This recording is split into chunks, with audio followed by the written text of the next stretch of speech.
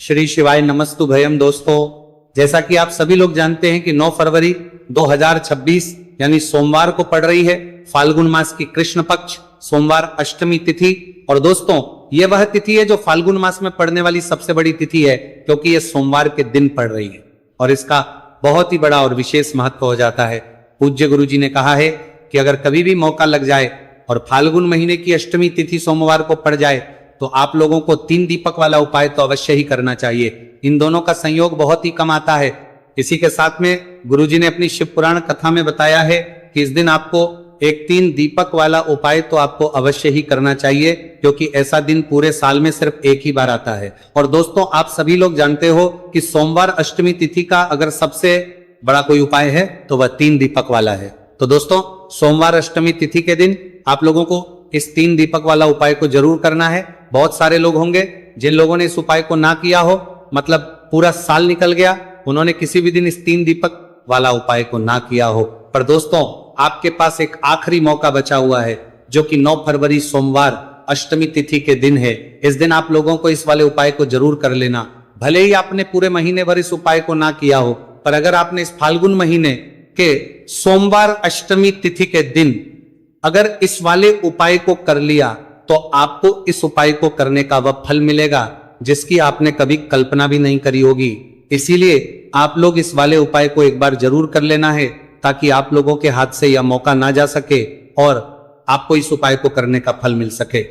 दोस्तों, यह उपाय पंडित जी अपनी अभी की ही श्री शिव महापुराण की कथा में बताया है जी। इस उपाय को आज हम आपको बहुत अच्छे से समझाने वाले हैं। इस वीडियो को देखने के बाद इस उपाय को समझने के लिए आपको कोई और वीडियो को देखने की जरूरत नहीं पड़ेगी।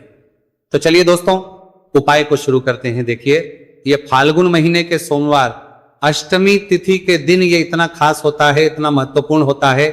देखा गया है कभी कभी बड़े बड़े पूजा पाठ अनुष्ठान जो मनोकामना पूर्ण नहीं होते, वो फाल्गुन महीने की सोमवार अष्टमी तिथि के दिन एक छोटे से उपाय करने से ही आपकी मनोकामना पूर्ण हो जाती है। और बहुत सारे लोगों ने इस उपाय को किया भी है और उनको इस उपाय को करने का फल भी जरूर मिला है।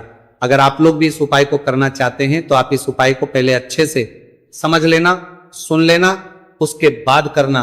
आपको इस उपाय का फल जरूर मिलेगा और इस उपाय कर लेने से आपके घर में चाहे किसी भी प्रकार की दुख और समस्या क्यों ना चल रही हो, आपको उसका कारण भी नहीं पता है कि भाई ये समस्या किस कारण से चल रही है, उसका कुछ भी कारण हो सकता है, जैसे पितृदोष हो सकता है या किसी भी तरह का मंगल दोष भी हो सकता है। तो इस दिन आप लोगों को ये वाला उपाय कर लेना है। ये एक ऐसा उपाय है जिस उपाय को अगर किसी विशेष दिन पर किया जाए तो भाई उस विशेष दिन का जो है वो तो हमें मिलता ही मिलता है, पर हमने उस दिन पर इस उपाय को किया है तो हमें उससे भी बड़ा फल मिलता है और फल बहुत जल्दी मिलता है, क्योंकि आप इस उपाय को बहुत ही बड़े और विशेष दिन पर कर रहे हो। तो चलिए अब उपाय के बारे में बात करते हैं, लेकिन उससे पहले आप लोगों को यह जानना आवश्यक है कि आखिर ये उपाय किस समय करना है, किसको करना है और कैसे करना है। तो चलिए हम आगे आपको वीडियो में एक एक करके बता देते हैं। लेकिन उससे पहले अगर आप लोग हमारे चैनल पर पहली बार आए हैं या फिर मेरी आज पहली बार सुनना करते हैं रहे हैं तो हमारे चैनल को सब्सक्राइब जरूर कर लेना और इस वीडियो को लाइक करके कमेंट बॉक्स में श्री शिवाय नमस्तु भयम ओम नमः शिवाय जरूर टाइप कर देना। तो दोस्तों, इस 3 दीपक वाला उपाय को हमें इस सोमवार अष्टमी तिथि के दिन कैसे करना है, किसको करना है, किस समय करना है और कहां पर करना है, ये सारे सवालों के जवाब आपको इस वीडियो में मिल जाएंगे। और जो ये वीडियो देखेगा भाई, उसको 3 दीपक वाला उपाय करना चाहिए, क्योंकि इस दिन 3 दीपक वाला उपाय का भी बहुत ही बड़ा और विशेष महत्व होता है। और जब बात आ जाए 3 दीपक वाला उपाय की तो ये सोने पे सुहागा वाली बात हो जाती है और ये एक बहुत ही बड़ा उपाय हो जाता है इस सोमवार अष्टमी तिथि का। तो अब दोस्तों, इस 3 दीपक वाला उपाय को आखिर करना किसको है, सबसे पहले हम लोग वह बात जान लेते हैं।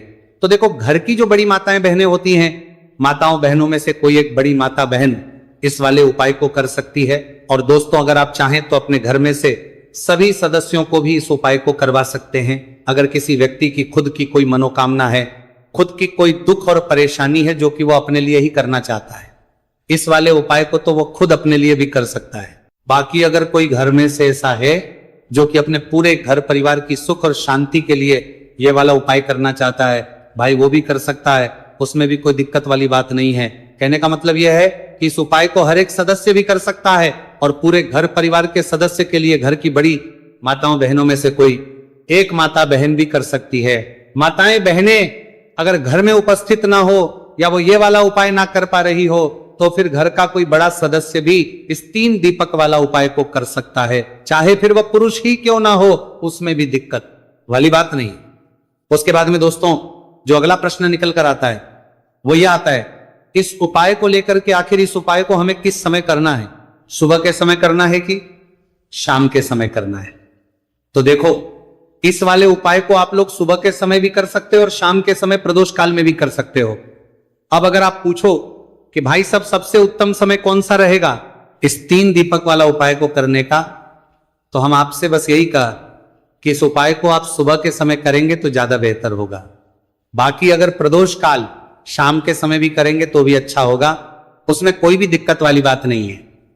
तो अब दोस्तों जो अगली सबसे बड़ी और महत्वपूर्ण बात आती है वो ये आती है कि सुबह अगर हम उपाय को करेंगे तो हमें कितने बजे से लेकर कितने बजे तक के बीच में करना है, और शाम के समय प्रदोष काल में करेंगे तो हमें कितने बजे से लेकर कितने बजे के बीच में करना है।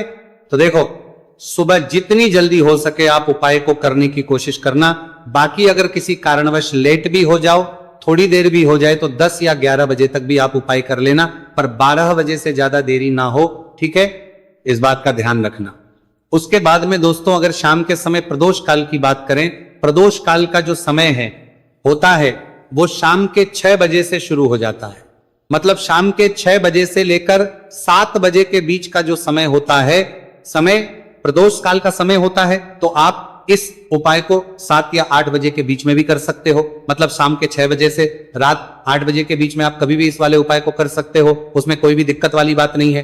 देखिए आज के इस पूरे वीडियो में हम 3 महा उपायों के बारे में जानेंगे जो कि आपकी अलग अलग मनोकामना की पूर्ति के लिए होने वाले हैं। देखिए इन उपायों के माध्यम से आपके जीवन में जो धन से जुड़ी समस्या है वह सभी दूर, नौकरी प्राप्ति में यदि आपको समस्या आ रही है, व्यापार अच्छे से नहीं चल पा रहा है, और साथ ही साथ जीवन की समस्त समस्याओं को दूर करने के लिए आपको यह चमत्कारी उपाय करने हैं। चलिए दोस्तों जान लेते हैं पहले महा उपाय के बारे में। देखिए दोस्तों यदि आपकी ऐसी कोई भी मनोकामना जो परिपूर्ण नहीं हो पा रही है, आप उपाय कर कर के थक चुके हैं, लेकिन आपको ऐसा लगने लगा है कि महादेव आपकी सुन ही नहीं रहे हैं, या फिर आपके घर में धन को लेकर बहुत ही अधिक समस्या है, और यदि आप चाहते कि घर में हमेशा सुख समृद्धि बनी रहे, देखिए दोस्तों इस उपाय को करने के लिए सबसे पहले तो आपको एक पीपल का पत्ता लेना होगा। देखिए अष्टमी तिथि का दिन है तो आप इस दिन पीपल का पत्ता पीपल के वृक्ष से तोड़ सकते हैं, और साथ ही साथ सोमवार के दिन और साथ ही साथ अष्टमी तिथि के इस महासंयोग में यदि आप इस उपाय को करते हैं तो इस उपाय का आपको 4 गुना फल प्राप्त होने वाला है। तो सबसे पहले तो आपको एक पीपल का पत्ता लेना, इसी के साथ में आपको मात्र थोड़ा सा शहद लेना है, इसी के साथ में आपको 7 यानी कि 7 अक्षर के दाने लेना है जो कहीं से भी टूटे हुए खंडित नहीं होने चाहिए। इसी के साथ में आपको लेने होंगे 1 चुटकी काले तिल। काले तिल आप 11 भी ले सकते हैं, 21 भी ले सकते हैं, 51 भी ले सकते हैं, जितने भी आपके पास है उतने ले सकते हैं। देखिए दोस्तों आपके पास जो पीपल का पत्ता है, सबसे पहले तो उस पीपल के पत्ते पर आपको शहद की 7 रहे बिंदियां लगानी। देखिए गुरुजी यहां पर एक विशेष जानकारी दी है कि जब भी आप ये 7 बिंदियां लगाएंगे तो आपको अपनी जो भी विशेष मनोकामना है उसे मन में सोचते रहना है। अब दोस्तों आपके पास जो 7 चावल के दाने हैं उन्हें आपको उसी पीपल के पत्ते के ऊपर रख देना है। देखिए दोस्तों जब आप 7 चावल के दाने पीपल के पत्ते पर रखेंगे तो आपको अपना नाम और अपनी गोत्र को मन में बोलना है। अब इसी पीपल के पत्ते के ऊपर आपके पास जो 1 चुटकी काले तिल है उसे भी आपको रख देना है। अब इस पीपल के पत्ते को दोनों हाथों में रख करके आपका जो पूरा घर ही घर के प्रत्येक कोने में, प्रत्येक कमरे में इस पीपल के पत्ते को लेकर के आपको घूम जाना है। केवल बाथरूम और शौचालय को छोड़ करके सभी कमरे में घूम जाना है। आपको लगातार ओम नमः शिवाय या फिर श्री शिवाय नमस्तु भयम इस मंत्र का जाप करते रहना है। अब दोस्तों इस पीपल के पत्ते को लेकर के सीधे आपको पहुंच जाना है किसी भी बहते हुए जल में, सरोवर के पास। वहां पर अपना नाम और अपनी गोत्र को बोलते हुए और अपनी जो विशेष मनोकामना है उसे बोलते हुए इस पीपल के पत्ते को आपको जल में प्रवाहित कर देना है। देखिए दोस्तों, गुरुदेव ने बताया है कि यदि आपके घर के आसपास कोई भी नदी, तालाब, सरोवर नहीं है तो इस पीपल के पत्ते को आप पीपल के वृक्ष के नीचे या फिर बेलपत्र के वृक्ष के नीचे भी रख करके आ सकते हैं। वहां पर भी आपको अपना नाम और अपनी गोत्र बोलना है और अपनी मनोकामना को बोलते हुए वापस आपको अपने घर आ जाना है।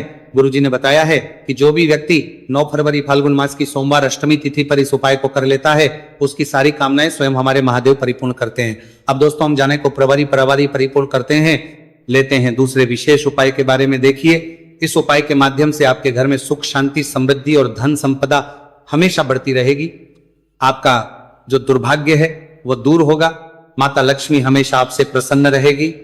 देखिए, इस उपाय के लिए आपको 3 दीपक लेने हैं। देखिए, पहला जो दीपक है वो आपको गोल बाती वाला दीपक लेना है और इस दीपक के अंदर आपको गौ माता का शुद्ध देसी घी डालना है। और जो अन्य 2 दीपक हैं वो आपको लंबी बाती के तैयार करने हैं और इन दोनों दीपक के अंदर भी आपको गौ माता का शुद्ध घी प्रयोग करना है। तो एक दीपक आपको गोल बाती का तैयार